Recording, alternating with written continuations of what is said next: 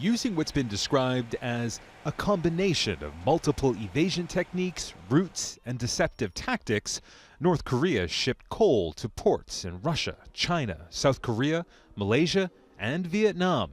So says the report to a UN Security Council Sanctions Committee that also says Pyongyang earned nearly $200 million from the sale of banned exports last year.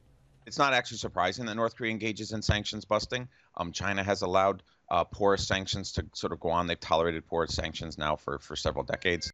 The UN says evidence of North Korean military cooperation with Syria and Myanmar was also uncovered, as well as providing ballistic missiles to the Myanmar government.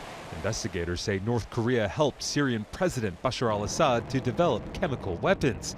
Between 2012 and last year, it's believed more than 40 North Korean shipments were sent to companies acting for the research center overseeing Syria's chemical weapons program.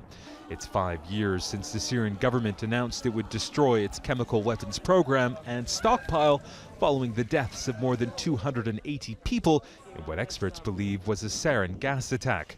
Since that attack in Ghouta, Syrian government forces have been accused of carrying out repeated chemical weapons attacks.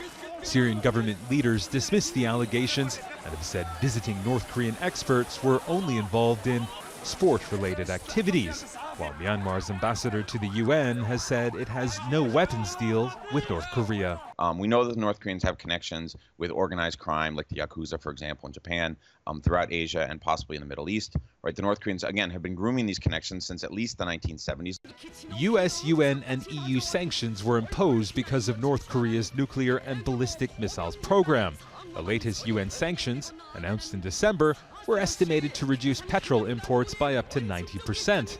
However, investigators say several unnamed multinational oil companies continue to help supply petroleum products to the north, and accuse a number of countries, including China, Russia, and Malaysia, of failing to stop the illegal exports.